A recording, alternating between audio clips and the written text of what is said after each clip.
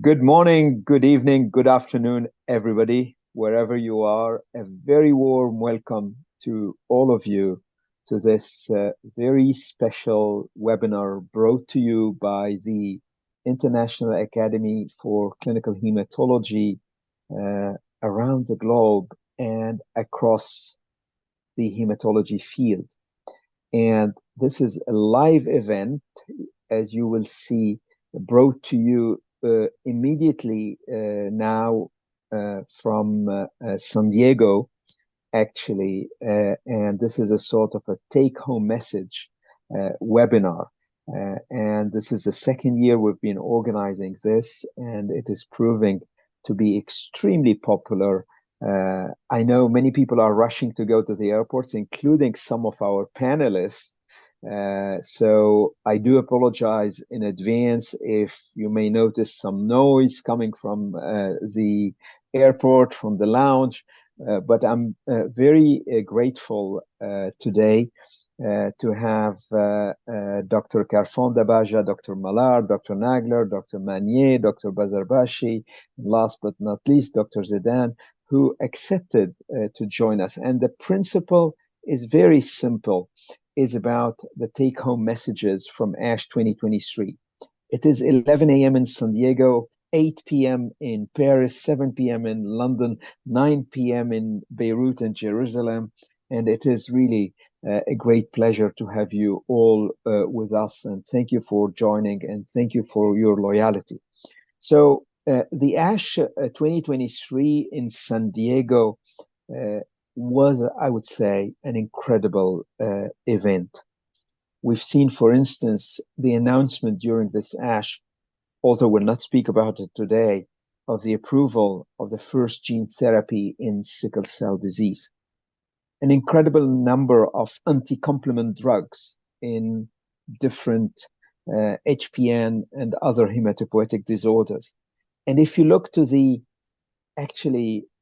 keywords, now you have to keep track on what is ischia, what is Perseus, what is manifest, what is elevate, what is captivate, what is alpine, what is Phoebus, what is Ares. It is amazing. And we have today, we're lucky having a group of experts who really followed closely what happened during ASH, and they will share with us their thoughts and some of the keywords. Of course, we may be able to take a few questions, so please don't hesitate to post your questions and comments in the chat. And I'd like also to emphasize that today we're wrapping it, the take-home messages, but starting from next week and until end of January, actually, we will have dedicated sessions for every individual disease. And I can already announce that on Tuesday, on the 19th of December, we will have a dedicated roundtable discussion, a post-ASH roundtable discussion dedicated to myeloma. We're planning some for MPNs, one for CLL, one for transplant, cellular therapy, etc., etc. So please watch out for the announcement. So without any further delay, let me start with immune therapy as a key topic or as a keyword. And maybe I can start with immune therapy is about bispecific antibodies. It is about CAR T cells. But there are also some small immunomodulatory molecules. And Florent, if you don't mind, what are your highlights when it comes, for instance, to CAR T cells, but also stem cell transplantation, because this is also the first generation form of, I would say, cellular and immune therapy. So thank you, Mohamed. Thank you, all of you. And indeed, it was really a great ASH meeting, and also in the field of immunotherapy, we are thinking, of course, about CAR T cell, but we should not forget about allogeneic stem cell transplantation. That is still an important immunotherapy. And at the fact, during the plenary session, the first abstract was an abstract about hematopoietic stem cell transplantation, and more precisely about graft-versus-host disease. It was Professor Wall from Regensburg University that presented the safety and efficacy of axatilimab in patients with chronic graft-versus-host disease after failure of at least 2 lines of treatment. So with 241 patients, evaluate the overall response rate at 6 weeks, and it seems that these drugs, given every 2 weeks, was safe and effective in the patient with an overall response rate of 74%. That was very interesting, and very importantly, we have some responses in all organs. Nevertheless, we must highlight that still in patients with fibrosis, with lung involvement, results are still disappointing, and it's not the breakthrough achievement we would have expected for the first abstract during the plenary sessions in this very severe chronic graft-versus-host disease. Nevertheless, this is another tool we'll have in the next years now that we have ruxolitinib, that we have belumosudil, and now maybe we'll have the axatilimab. We wait for the for randomized study to confirm this finding, but still we have a new tool for patients with chronic graft-versus-host disease. So it was the first abstract I want to highlight. But then I think, just to be fair, when it comes to chronic GVHD, we had also the final analysis of the REACH3 trial, I think, showing the benefit of Rux. So maybe a comment on this, Florent? Yeah, we have the presentation by Rob Zeiser on the REACH3 trial that showed that there is a superiority of ruxolitinib into the standard arm. So this is now well established that ruxolitinib is a standard second-line treatment, and there is no debate regarding that. So this presentation again confirmed this important treatment for our patients. And when we go to Ruxo and to JAK inhibitors, we have also 2 abstracts that evaluate JAK inhibitors, so itacitinib or ruxolitinib, more as a prophylaxis. And in fact, there is some interesting results, but it was some non-randomized study, so we still need some randomized study to establish if we can add the ruxolitinib into the prophylaxis of graft-versus-host disease, but it may be also a new tool we'll have in the next years. Professor Nagler, any comments on this? Because you've been following all the transplant sessions very closely. Please reactivate we can't hear you yet. Yeah, absolutely. Good. No, you have to do it. Yes, perfect, Arnon. So if we start with GVHD, I will agree with Florent. I mean, to have the first abstract in the plenary session on I guess, the 4th drugs that is effective, in chronic GVHD is something that we didn't have for a few years ago. And some of these patients, or many of the patients, failed other type of anti-GVHD therapy, so it was very impressive. And I think there was many abstracts, including of Florent. Maybe we'll discuss it on the microbiota that is becoming very important. Some committee talks about microbiota, and also the randomized European studies that is recruiting. So I think that the field of another compounds that are working for GVHD, which is still the main obstacle for successful. So I think that it was not a bad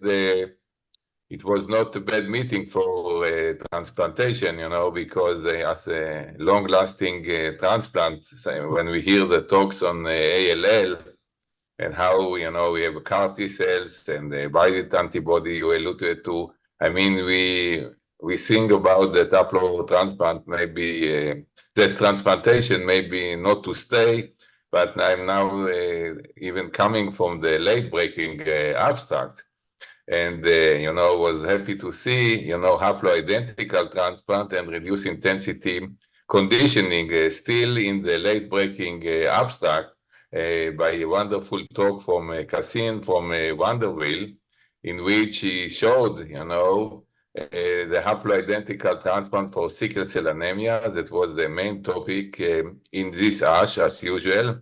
and showing that actually the results are beautiful. Most of the patients engrafted, and the price of this is $200,000 to $400,000 compared to $3 million or $1.5 million for the gene therapy. So I think that yeah, it was a good meeting for any other diseases.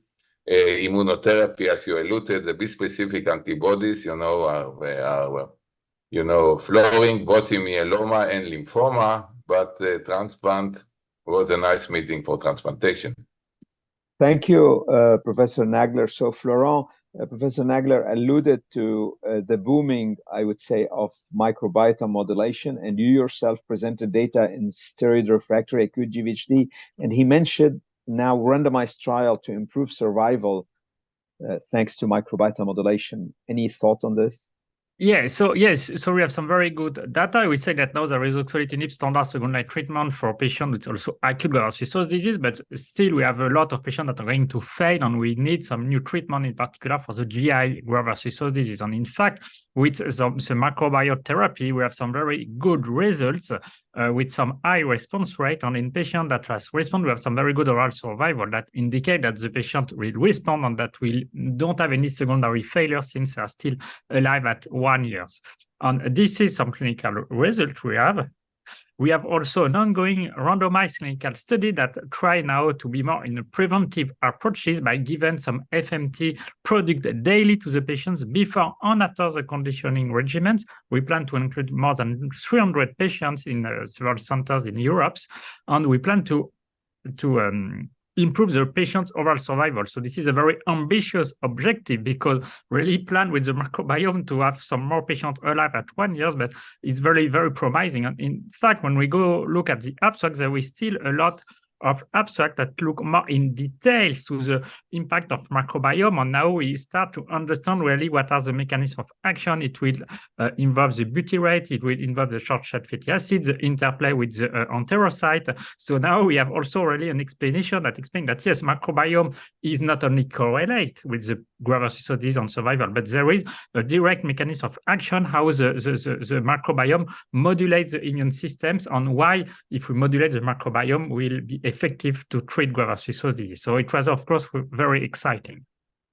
No, thank you very much, Florent. And I believe maybe now listening to you, we may wish to organize a specific roundtable to this, because actually beyond transplant, there were also dozens of posters and communications in lymphoma and microbiota, myeloma microbiota, CAR T cells microbiota, bispecific microbiota.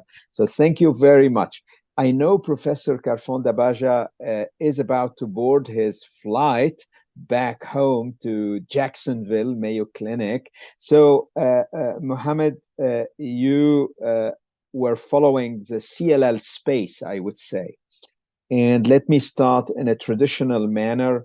Update on the frontline therapy. My keyword there, although I wasn't in the rooms, but I'm following a little bit. We had the UK NCRI Flare, the Captivate, the Glow, the Elevate TN trials. So what is your summary about the CLL field? So thank you. Inviting me to participate. I think that what we saw really in this meeting is the long-term follow-up. Can I suggest, Mohamed, that maybe you switch off your camera because the internet connection at the airport is not very good. And guys, this is the beauty of being live. Yes, maybe you can try now. Yeah, so we saw several application people that should record the follow-up of progress in the study. So first one that I put in my list of studies impressive, I would say, is the UK NCRI Flare study. By design, this study had and my study, which carried the vaccine to FCR. This is a principle we call emergence directed therapy. So study improvement by patients per arm. Included patient adverse the untreated GHD status. So interestingly, at 20 years, reporting the progression in patients who were on the was less than 2%, was 2.8%, whereas the group in the CR has 23% in here. So you can see already there an impressive results in terms of undetected AMD, 43% of CR versus almost 62% of PR. And that division translated into impressive 3-year progression of 97% probability of flexibility compared to the 76% of the FCR. Interestingly, we had subgroup analysis, they found that the responses of PFS was even better in those patients who had unmutated mortality, and also those who have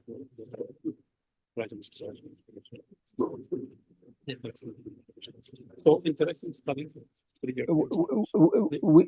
We have several messages, Mohamed, from the audience that your sound is not very good. Can you move closer to the microphone? Sure. So the second study that I'm going to present is the Captivate study, which actually reported 5-year follow-up. This was presented by Dr. Paulo Ghia. It was at the time a multi-center phase 2 study, again looking at first-line therapy, ibrutinib plus venetoclax. So most of these studies really are focusing on this concept of time-limited therapies. And in this particular study, if you may remember, there were 2 photos. One where there was an MRD-guided discontinuation arm, and there was a fixed duration arm. So the study really involved 3 cycles of ibrutinib as a lead-in, followed by 12 cycles of ibrutinib plus venetoclax. And in the MRD-directed discontinuation arm, if the patients were MRD negative, they would either go to placebo or ibrutinib maintenance. And those who were not confirmed as MRD negative will go to ibrutinib or ibrutinib plus venetoclax. So this study showed that the combination of venetoclax plus ibrutinib was important in mitigating resistance. So this is amazing because actually, and we may discuss this later in the lymphoma section, in the late-breaking abstract earlier this morning, there was also in mantle cell lymphoma, of course, a communication about the value of these novel molecules, the novel small molecules combinations, ibrutinib and venetoclax. Fixed duration. This is really a keyword because until recently, in all kinds of hematological diseases, we were giving continuous therapy. And now you guys in CLL, it looks like you're working on MRD-guided treatment and fixed duration. Any thoughts on this? Yeah, I think that certainly the concern for the chronicity of the therapy is obviously close to the healthcare system. And the fact that we kind of replace a traditional therapy regimen, which had the fixed duration of therapy like FCR, with indeterminate duration of therapy for ibrutinib, now is kind of going back to that concept of the fixed duration of therapy and kind of really guiding the decision. Something like MRD negativity, we need to make sure that we can safely discontinue those patients less likely.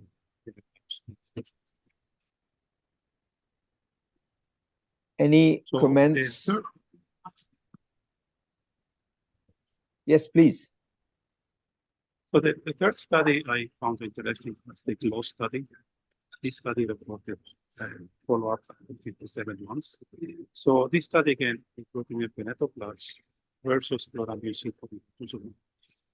This study, interestingly, did not allow enrollment of 17 deletion, and after 54 months of follow-up, the 57 months of follow-up, they reported 54 months PFS, favoring the venetoclax, ibrutinib 66.5% versus only 19.5% for the chlorambucil obinutuzumab, and it translated into a survival benefit also 84% 54-month survival for the venetoclax ibrutinib compared to only 63.7%. So you start seeing that there is this effort that combines, I would say, the two most effective therapies in CLL nowadays, BTK inhibitor and also venetoclax. The other study that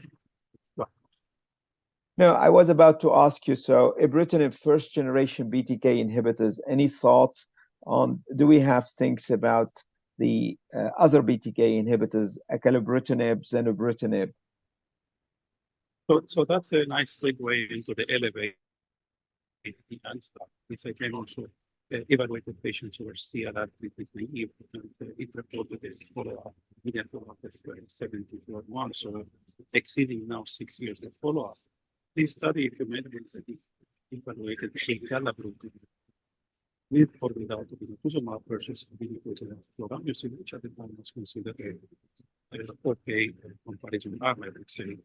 Over 500 patients in 100 organizations. So 179% from the acalabrutinib, the other 179 acalabrutinib plus obinutuzumab, and the 177 patients being obinutuzumab.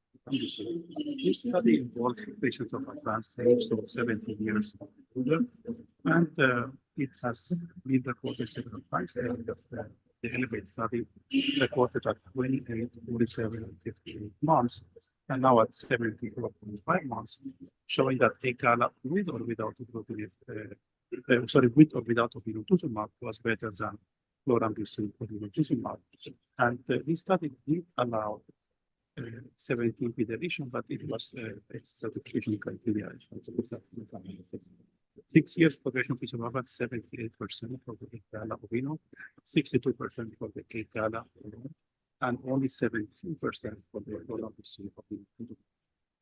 So we start seeing that the effort is to move more into this BTK, in this case, the newer generation, like acalabrutinib, and kind of certainly it's time to move away from chlorambucil. So that's, I would say, where the studies that I found compelling and interesting. Wonderful. Thank you, Dr. Kharfan. So take-home message, keywords. Now, fixed duration therapy where in CLL is likely to make it, but also MRD negativity is of great value. I know you're rushing to the airport. Let's move on now, maybe to some lymphoma data. Ali, any thoughts on this? Thank you, Mohamed. Good morning, good afternoon, good evening, everybody. So the lymphoma field is moving toward less chemotherapy or chemo-free strategies, either based on targeted therapies or on immunotherapy with CAR T cells and checkpoint inhibitors in Hodgkin and bispecific antibodies.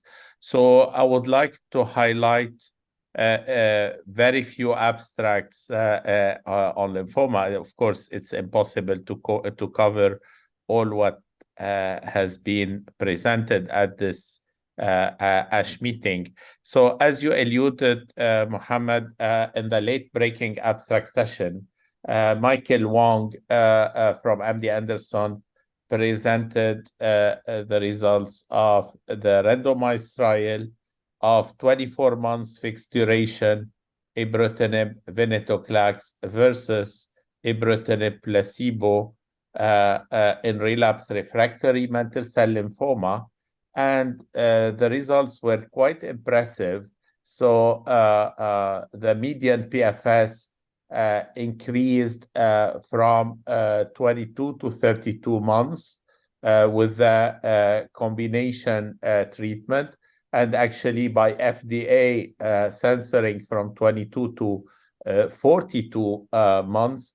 But more importantly, the time to next treatment, the median time was 35 months with ibrutinib alone, and not reached with a very nice plateau at 5 years with the combination. So we may be able with this combination to cure relapse refractory mantle cell lymphoma with a chemotherapy-free strategy.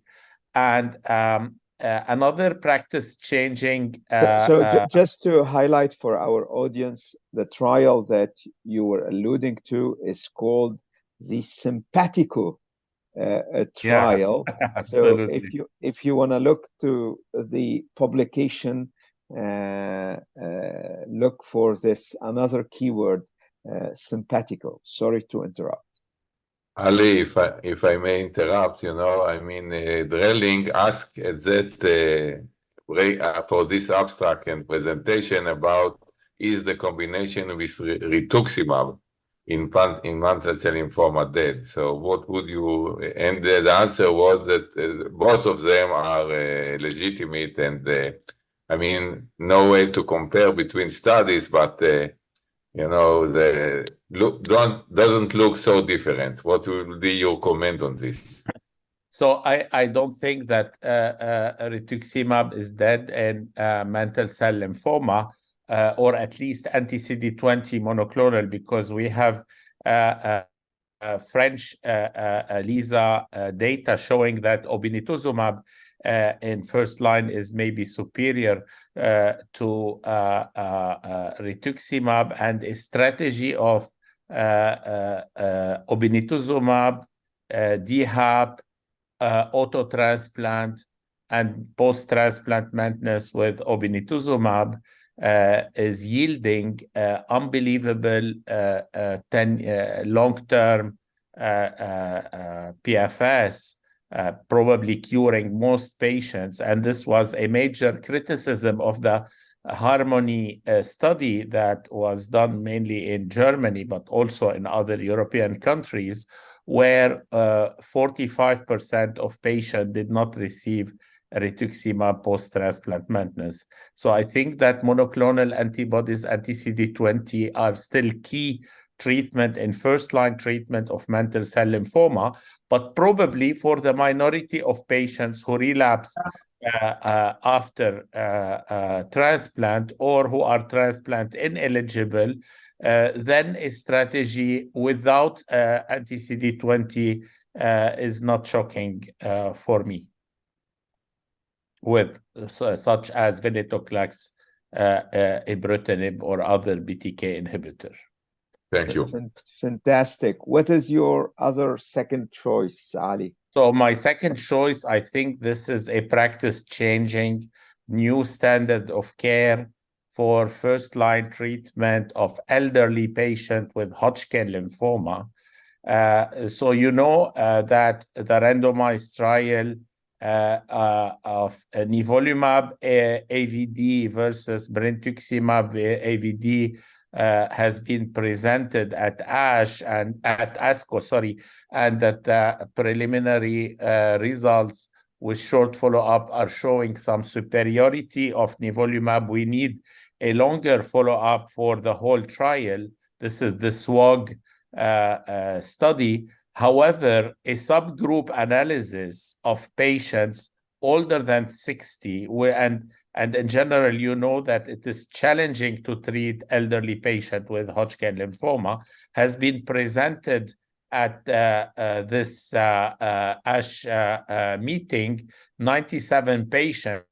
And so although it is a small sample size, median age was 66 up to 83 years, and PFS was superior in Nivo AVD, 1 year PFS 93% versus 64% for BV-AVD, and non-relapse mortality was only 4% with Nivo-AVD, 14% with BV-AVD. So I think that with these data for the subgroup analysis on elderly patient is showing unbelievable results for the elderly. And I think that this can be our new standard of care for elderly Hodgkin first-line treatment.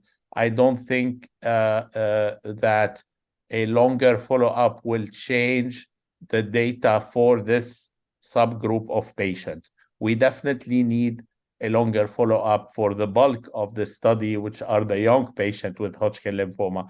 But at least for the elderly, I think this was a practice-changing abstract.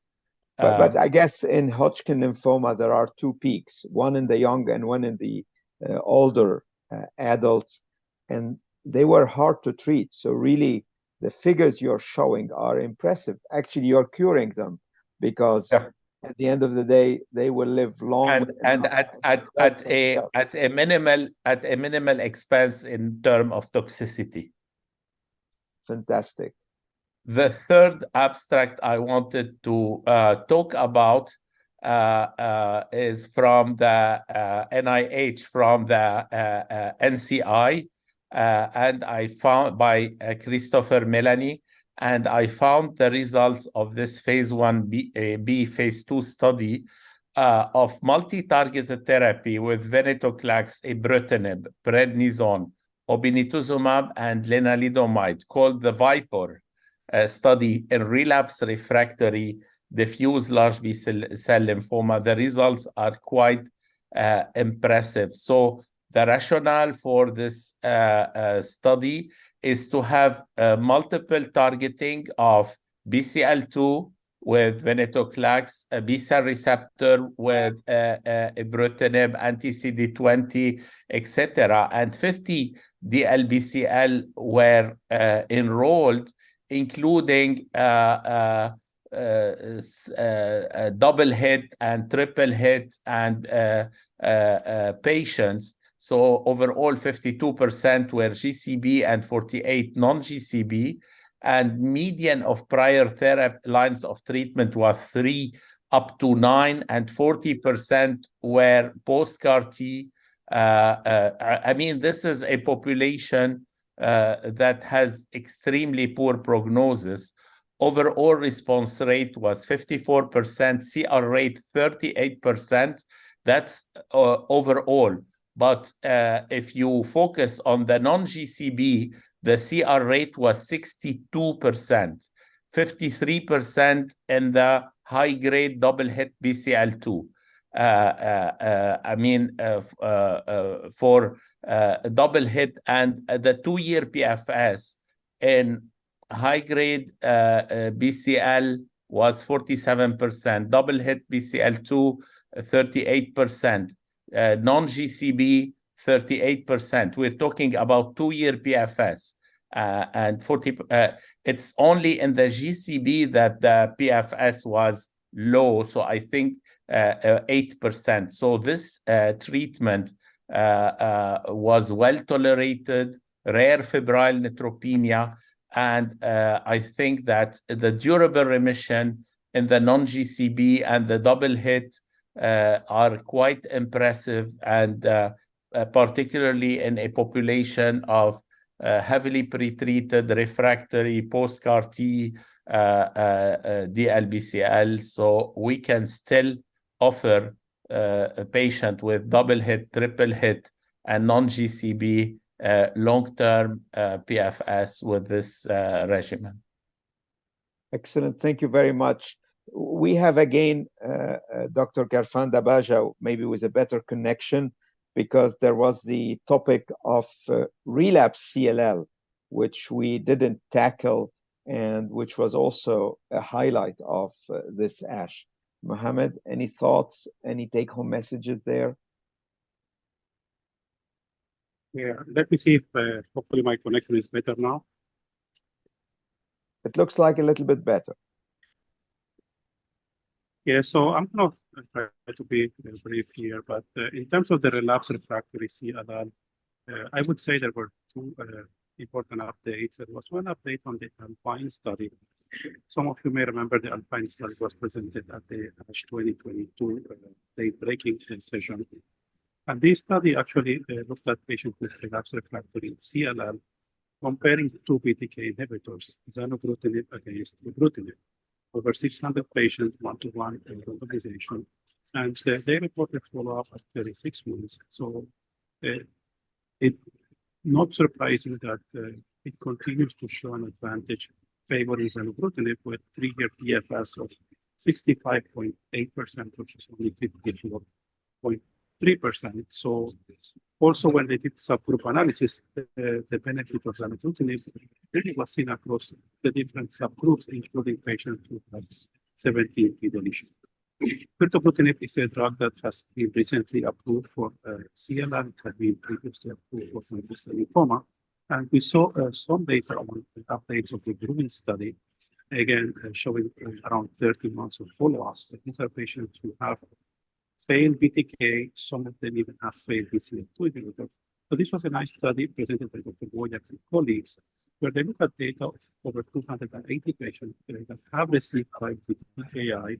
Patient advanced age 69 was the median age, and they look into different subgroups. So all have been exposed to the BTK inhibitor, the covalent BTK inhibitor, and they look into an analysis of those who were BCL2 exposed versus BCL2 naive.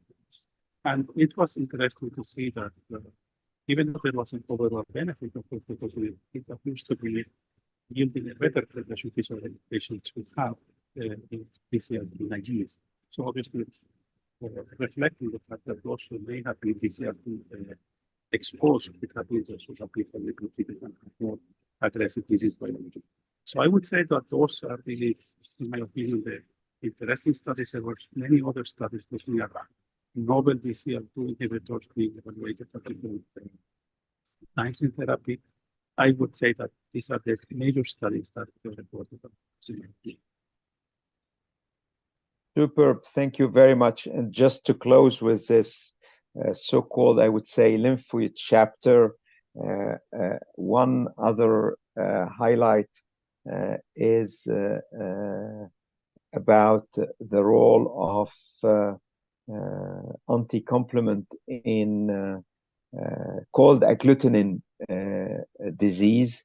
And we know this is a hard-to-treat condition, and there were many, I would say, excitement. There was a lot of excitement actually about the role of complement inhibition in these entities.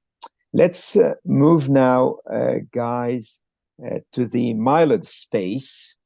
And here I'd like to jump. And in the myeloid space, we had actually both the therapy, which has been really evolving rapidly. And one keyword I've seen is manifest. Everybody's speaking about manifest.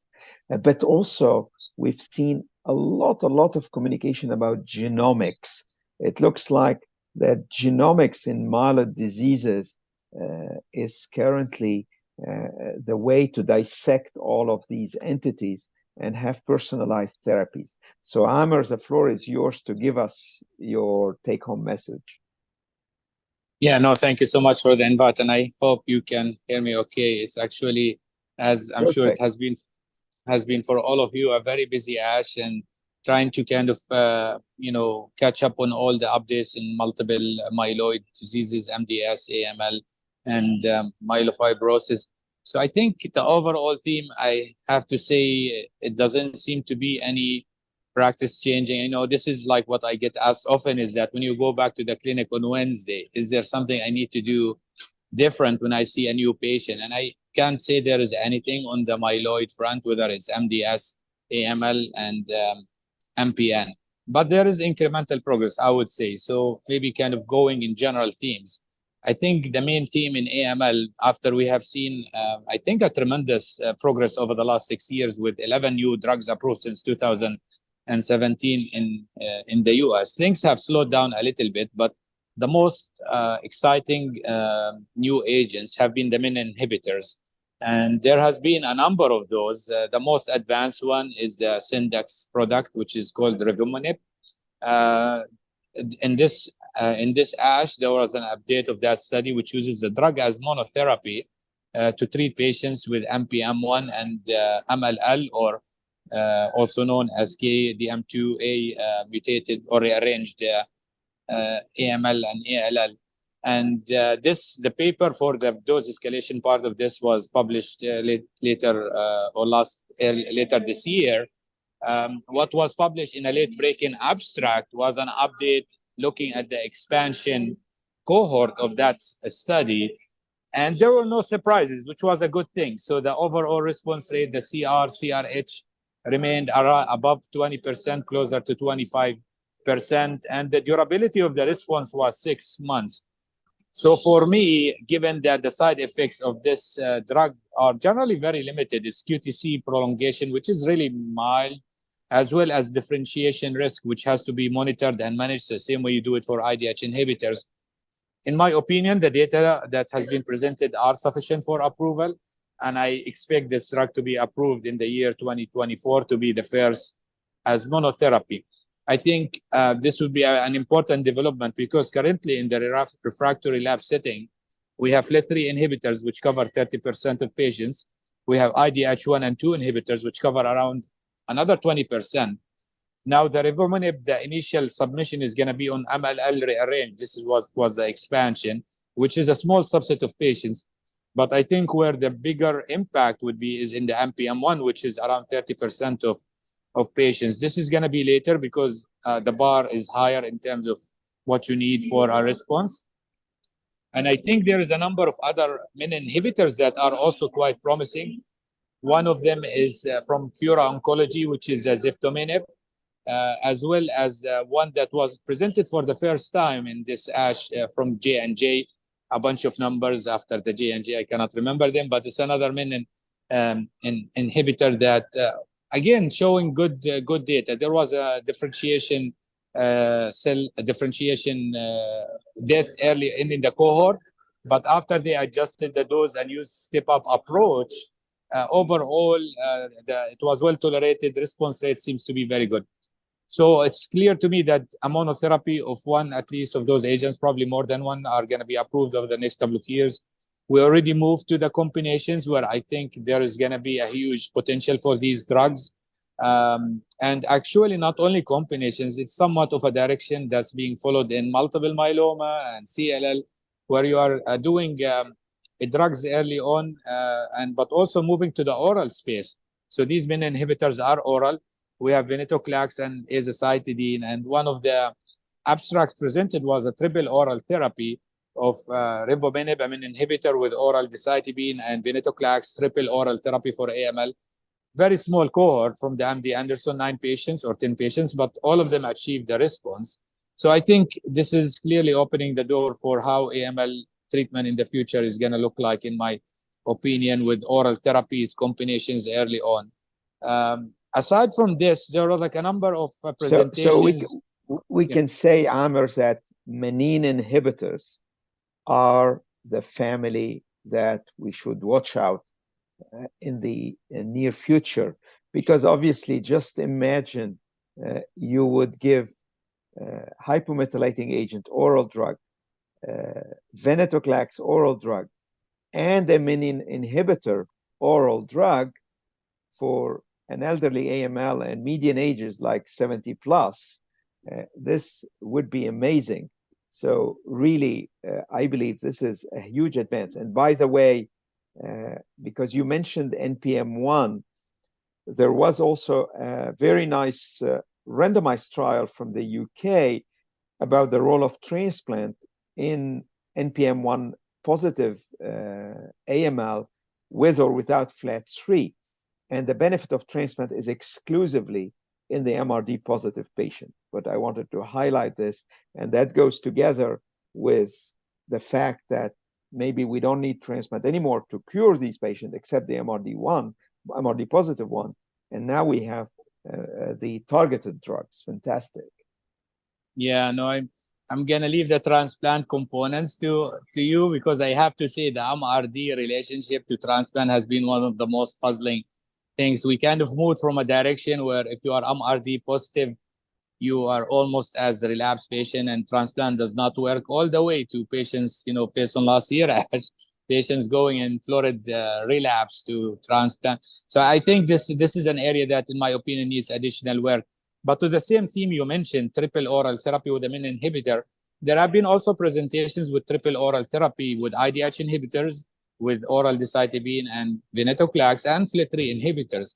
So these triple oral combinations are being studied in multiple subsets of AML. And then the other big theme, I think, in AML has been moving azacitidine more and more to the younger patients. There was a randomized study from China that compared 7+3 to decitabine with venetoclax. We've been already using this regimen in patients who are younger with adverse risk, adverse risk AML. But I think now there is more and more data to support potentially further exploration. Everybody has been afraid to move away from 7+3 in younger patients, but it looks like this is gonna also carry steam over the next few years.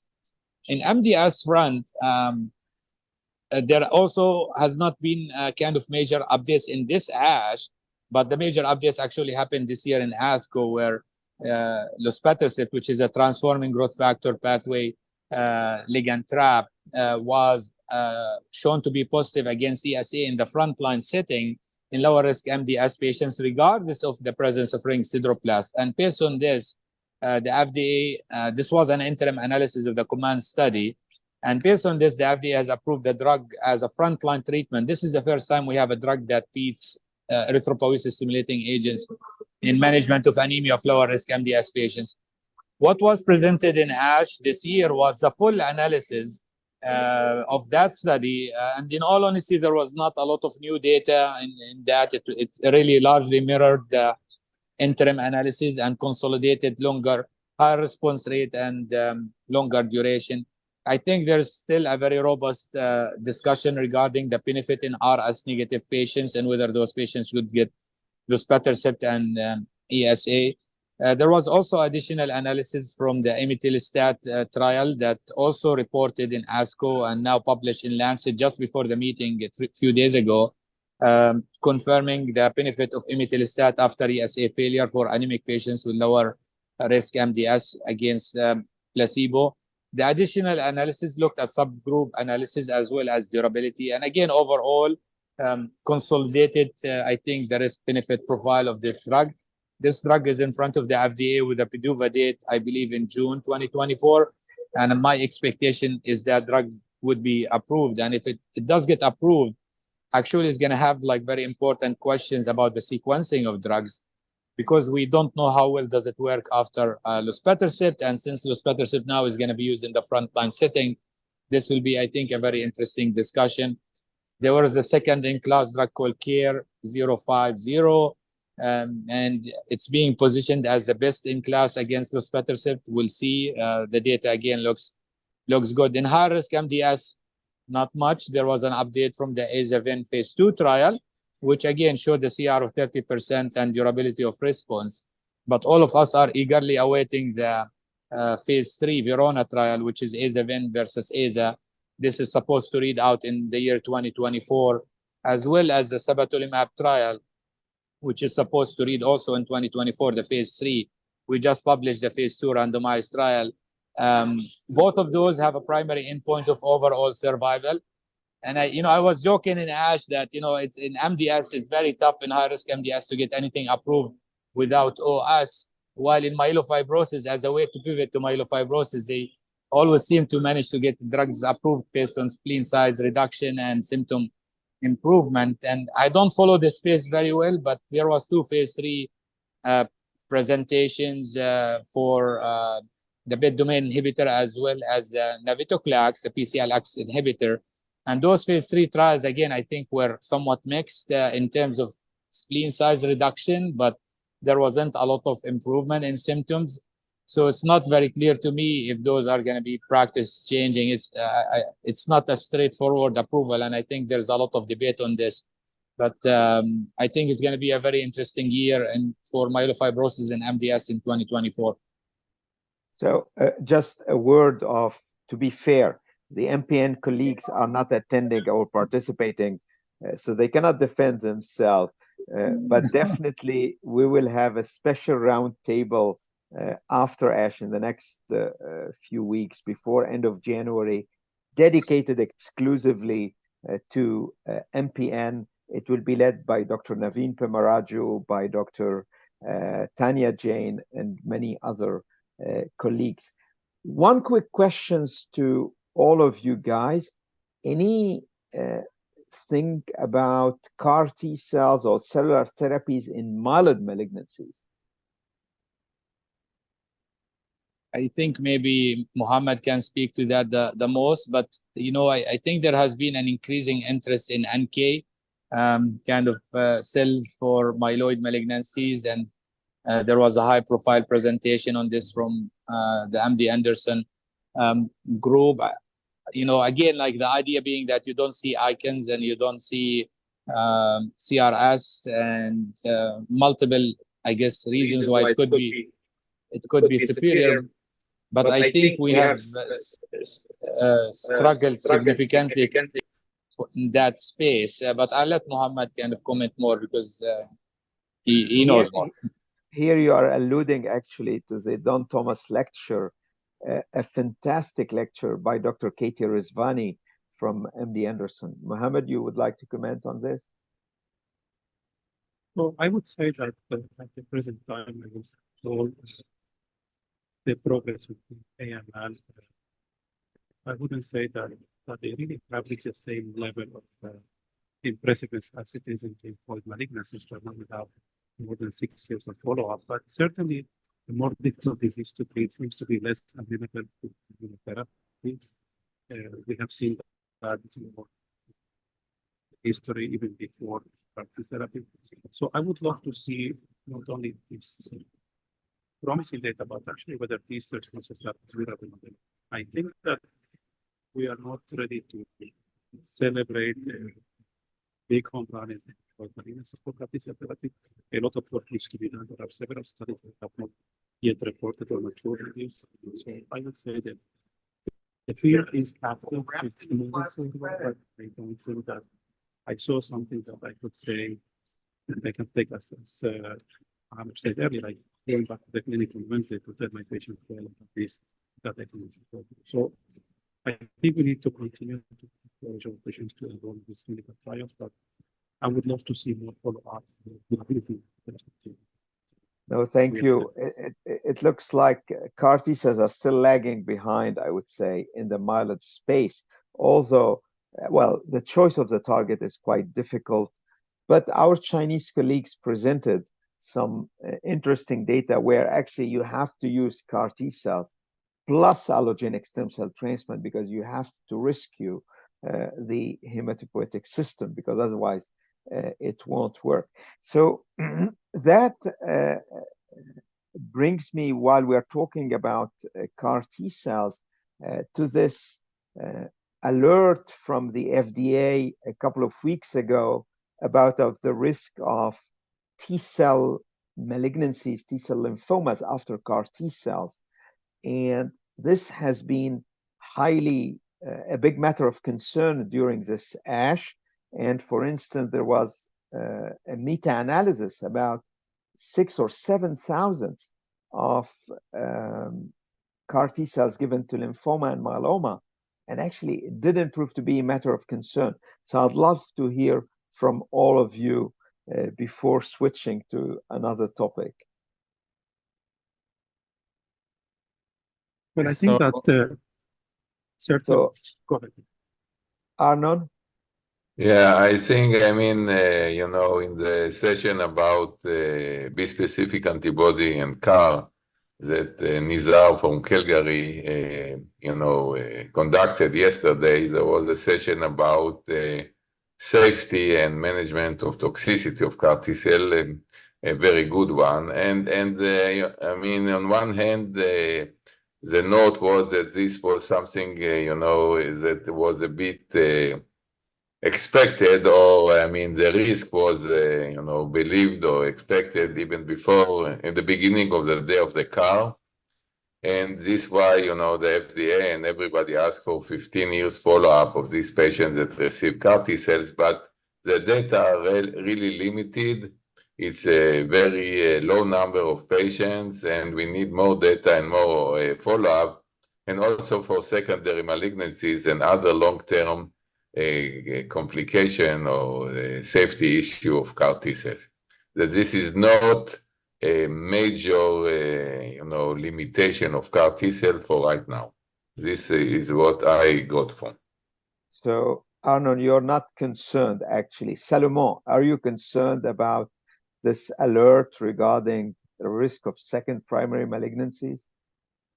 Yeah, so specifically the T-cell lymphoma that has been discussed. No, I mean, I share the same opinion. I'm not too concerned. Regarding multiple myeloma, it's only one case that has been reported with cilta-cel. It was presented by Simon Harrison during ASH this year. And so there is a suspicion that indeed the insertion of the CAR helped to transform the cell, the T cells, and the patient developed T-cell lymphoma. It's not clear actually if the T-cell lymphoma could have been present before manufacturing of the CAR T-cell as well. So there is some, I think, cautions on the interpretation of that. But overall, it's one case so far that's known for multiple myeloma, 12 cases overall, I think, that the FDA is analyzing now, including a lymphoma and ALL. But only one case in multiple myeloma out of thousands of patients. So if we consider the benefit risk, I think it's really favorable. And I would be more worried about other types of side effects than this one, actually, which is probably anecdotal, even if, of course, for the patients who develop this kind of complication, it's very severe, of course. Excellent. And I think we are many people to believe that at the end of the day, even if the risk exists, but given the age of the patient, you will see other cancers. And at the end of the day, the benefit-risk ratio will be always in favor of these life-saving CAR T cells. One word about NGS in myeloid malignancies before closing on myeloid and moving to myeloma. Ali, you were a star during this meeting because we had a lot of presentations from the EBMT, Acute Leukemia Working Party, about the role of NGS and some specific abnormalities in the outcome of these patients with or without transplant. Any quick take-home message there? Yes. Besides that, we need to do NGS to everybody. Yeah. So basically, two quick take-home messages. The first is that somatic mutation that can be classified in the adverse risk category in the ELN 2022 when treated, when taken at diagnosis, their prognosis is dramatically improved with allogeneic stem cell transplant. And in the transplant setting, they are actually of favorable prognosis. That was the case, for example, for RUNX1, ASXL1, or SRSF2. So these are normally adverse risk category.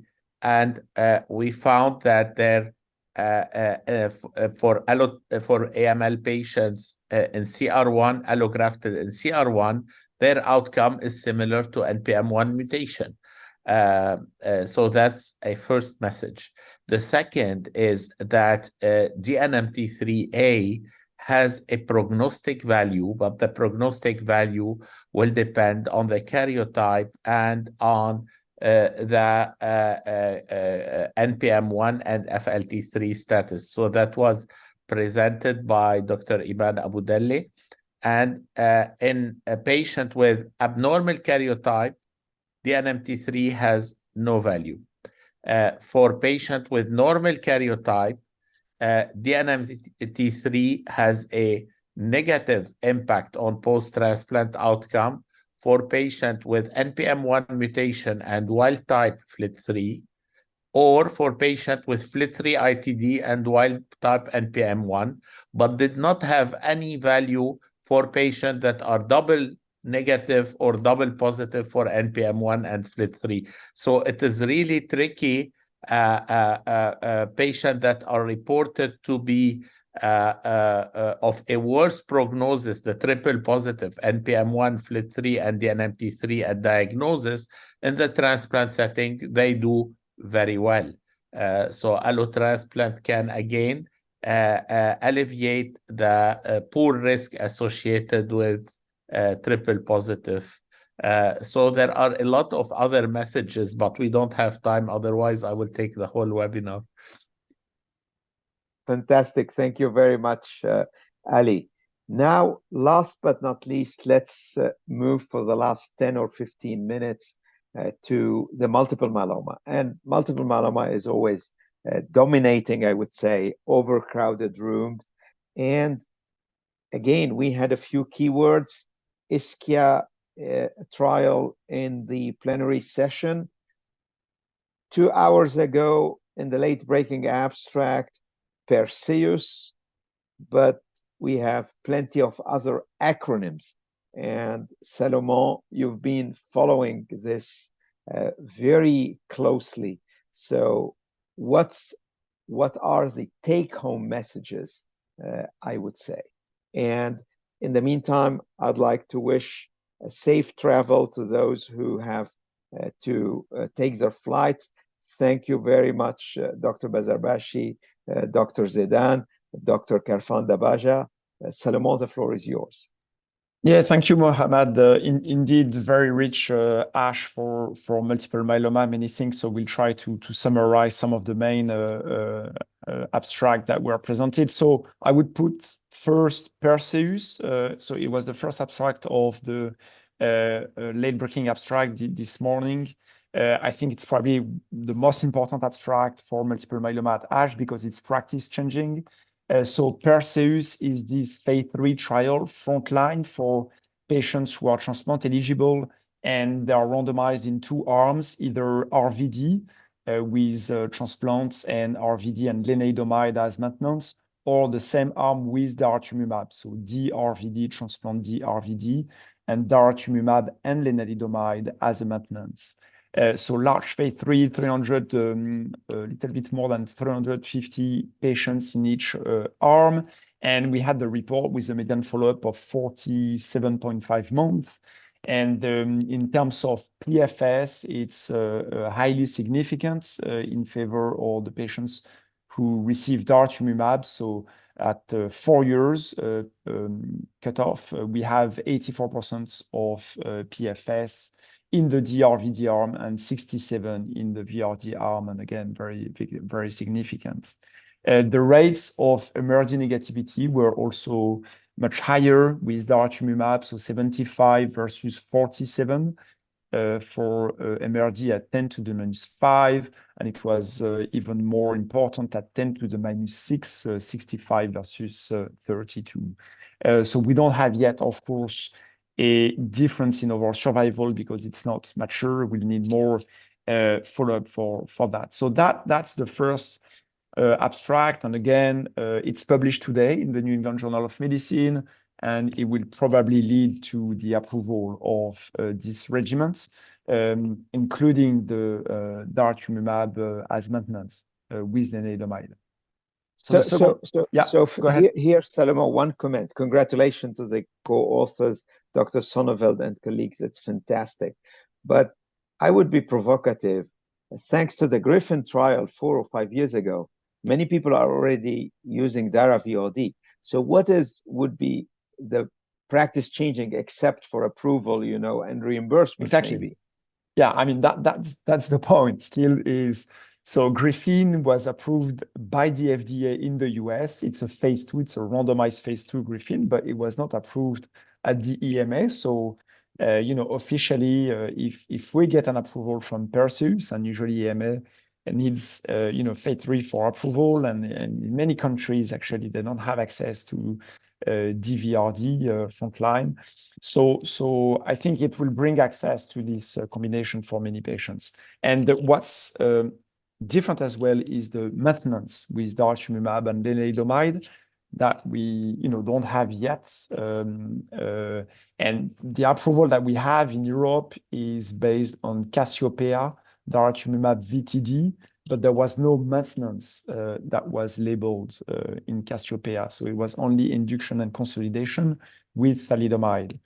So, hopefully we'll have official access to lenalidomide plus Darlen as maintenance with the Perseus trial. So I think this will be practice changing. But I guess that's going to be a bet, because obviously I'm excited about it. And I started reading a paper, the paper from the New England Journal of Medicine earlier this morning.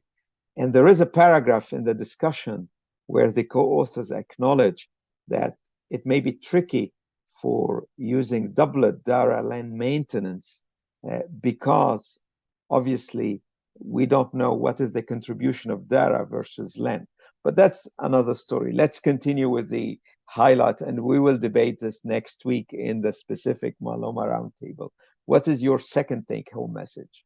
So the second abstract, still frontline transplant eligible, is KIA. It was in the plenary session presented by Francesca Guy. It's a trial from the EMN, the EMN 24.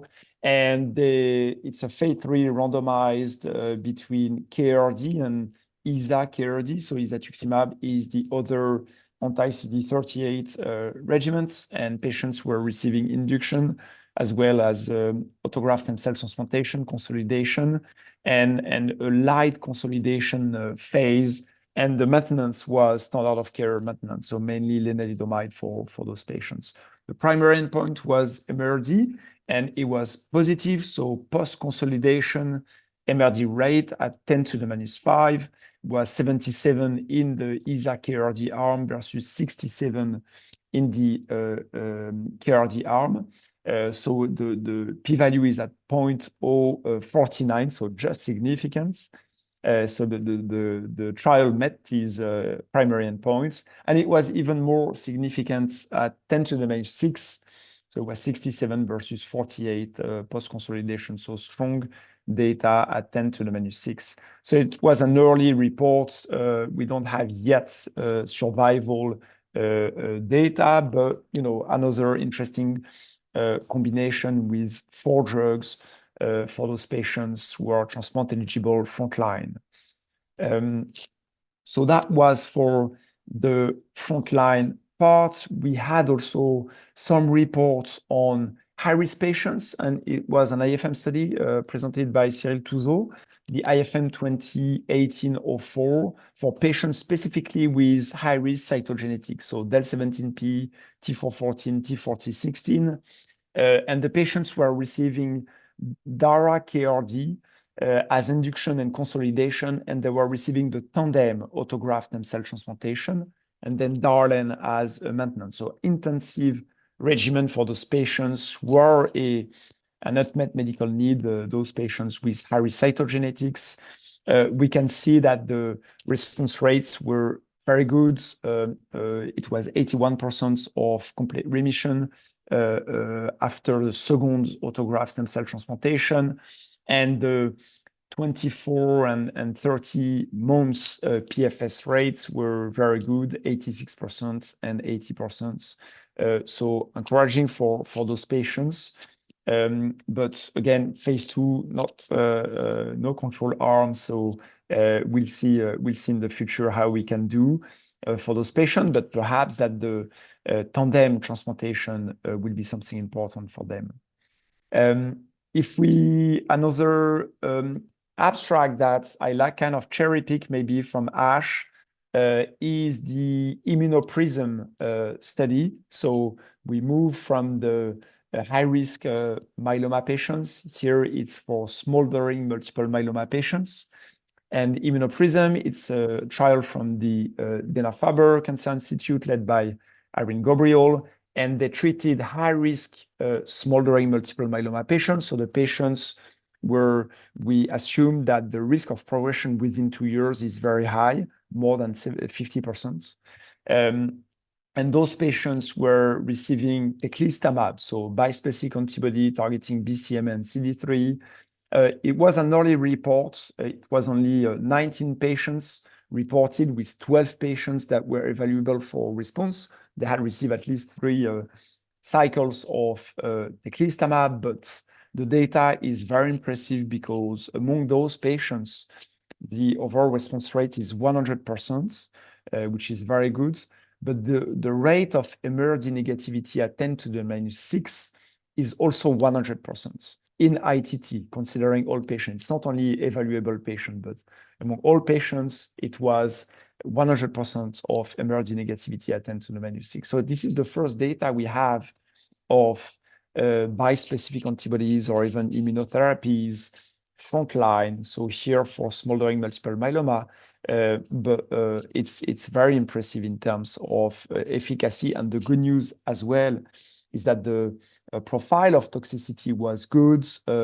No, of course, the concern about infection was present, but actually there is no signal of infection here. So very, very strong data. And I think it's a kind of proof of concept that those new generation immunotherapies will definitely play a role in frontline regimens in the future.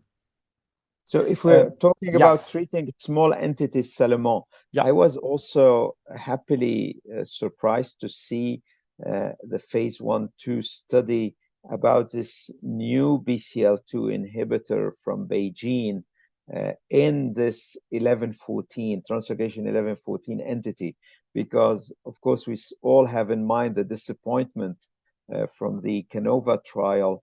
What's your take-home message about now treating translocation 1114? Because I thought this ASH has rejuvenated the enthusiasm about focusing on this entity. No, I agree. I mean, we kind of all dream of personalized medicine, and here we have we have a drug, or at least a mechanism of action that can target specific molecular subset of patients. So that's of course very attractive. We know the story, Bellini, Canova, but yes, there are new kind of new generation BCL2 inhibitors that are interesting, and you mentioned the one from Beijing. There was also an abstract with venetoclax and daratumumab that was very interesting as well, kind of confirmation of the early data that we had several years ago. So that's also an interesting combination. So, we definitely hope that at some point we'll have approval of those drugs, because it seems to be very efficient in those patients with T1114 or with high BCL2, but it's more complicated to assess in routine practice, but at least with T1114. So very attractive strategy. Fantastic. Thank you, Salomon. What else? So if we go to the relapse setting now, and also with this new generation immunotherapies and the CAR T cell, I think one important study was the update of the KarMMa-3 trial.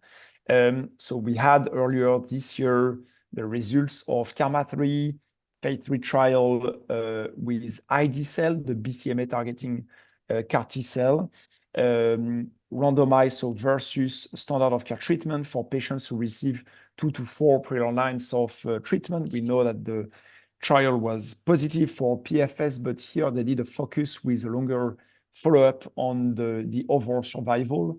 So one important thing to know about the trial is that we could do a crossover, meaning that the patients who were in the standard regimens arm, when they relapsed, they could receive actually ID cell and the CAR T cell. So cross over the experimental arm. So that's, of course, is affecting the data of overall survival, because at the end, many patients will receive the same treatment and the CAR T cells.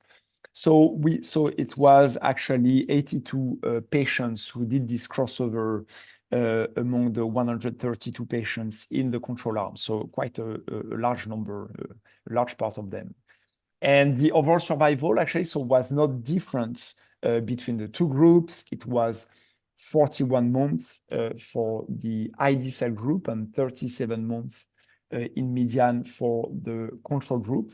But what was interesting to analyze is the curve. So what we observe in ITT is that there is a kind of surmortality in the ID cell arm, and then the curve will cross later on. So there was some concern about that. What's important to see is that when we look at the patients, so the as treated population, the patients who actually received either ID cell or the control arm, removing the patients who couldn't receive the treatment because they progressed, or then we don't see this over mortality. So the over mortality, initially over mortality in the ID cell arm is not due to the CAR T cell. So it's not a toxicity linked to the CAR T cell, but it's more patients who actually were leukapheresed and progress before receiving the CAR T cell. And I think that's an important message about the selection of patients. And it highlights actually the fact that probably we need to select carefully the patients for which we are able to control the disease during this sensitive manufacturing time where you have to wait for the CAR T cell to come back before being reinfused. And we know that it's a tricky time. So this data was emphasizing this, that we have to be careful about the selection of patients. Another CAR T cell is the GPRC5D CAR T cell. I think that was very interesting as well. It's called CC95266 from BMS, and it was an update of the phase 1 dose escalation study that was reported last year already, but here we have a 24 months follow-up, more patients. The RP2D is 150 million cells reinfused. And so it's, again, patients with late relapse. The overall response rate was very good. At the RP2D, it's 91% of response rate. And it was interesting to see that patients who received prior BCMA therapies had a similar response rate, actually 100% for the patients with prior BCMA therapies and 87% for patients who didn't receive prior BCMA therapies. So very good as well for patients with EMD, extramedullary disease, a very high response rate. The duration of response were 13 months in the trial, but we probably need more follow-up for those. So this is very interesting. The last point for this trial is the toxicity profile, which is good. We know that when we target GPRC5D, there is this problem of skin toxicity and mouse toxicity with dysgeusia, kind of stomatitis and dysgeusia. And it seemed to be less important than what we observed with bispecific antibodies. So in the trial, it was only 25% of the patients who had grade 1 or 2 dysgeusia, no grade 3 or 4, and about 25% as well of the patients with skin or nail toxicity. So probably lower as compared to GPRC5D CD3 bispecific antibody. So that, I think, a very good news. We can target another antigen with a CAR T cell in multiple myeloma. And we can think in the future of sequencing those immunotherapies, but also probably combining them to target different antigen at the same time. So very exciting. Professor Nagler, just one comment. You were sitting in the front row in the immunotherapy educational session by Nizar Baylis, Surbina, Zedain. So what is your feeling? I mean, yeah, I share the excitement about the progress that there is, booming in myeloma. With the, again, plethora of data about the bispecific antibody and also the non-BCMA bispecific antibody and CAR T cells. So, we are now in the era of, talking about what will be what will happen that the patients that failed BCMA. First of all, there was Nizar gave very nice talk, and there was this Nature Medicine publication about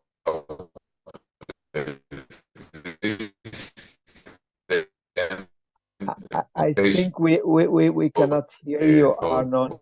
This is what I mean. There was a nice talk about the mutation and resistance mechanism from Nizar and his Nature Medicine paper, with the mutation as a driving resistance to the BCMA post CAR T cells and the B-specific antibodies. But I think that the most important, presentation was the sequencing. How would we sequence? Now we have, 3 approved B-specific antibodies to me. They are so Arnon, we're having 3 B-specific approved. We are having sound problems. Maybe Salomon, you can comment on what Professor Nagler was alluding to about these mechanism of resistance and this paper comparing teclistamab, elranatamab, alnuctamab in terms of epitopes, and they may not be me-too drugs, I would say. Yeah, so this was the publication indeed of the group of Nizar-Balis and what they observed for that aspect. So here we are talking about the basically loss of antigen of BCMA. So there are 2 things that we can observe, either a double knockout of BCMA, so there is no expression of BCMA, and of course it will not, the immunotherapy will not work. So this is not very frequent, but it's been reported. And the second one, which is probably more frequent, is the mutation of the extracellular domain of BCMA. And the mutation happens at the binding domain of the bispecific antibodies. So they cannot bind anymore, and it's a mechanism of relapse. And we see this in about 20, 25, in some reports, it's even more % of the patients who receive bispecific antibodies in this case. And what was interesting, and what you mentioned, Mohamed, is that they did some functional studies to see, depending on the mutation, the specific mutation, if it was affecting the binding of one or another bispecific antibody. So of course, they worked with samples of patients treated with teclistamab or elranatamab. So they observed, and that's good news, that in some of those cases, alnuctamab will still work. So you can imagine if you do vice versa, that if the patients were treated first with alnuctamab, perhaps with teclistamab or elranatamab, we could rescue them if they have this type of mechanism of resistance. So that's interesting. We start to understand better those mechanisms of resistance, and it definitely helps to know how we can sequence those patients. Wonderful, Salomon. We are already beyond our planned 75 minutes. Maybe one last take-home message in myeloma, a coup de cœur, as we say, Salomon. Well, to me, I picked the Immunoprism trial.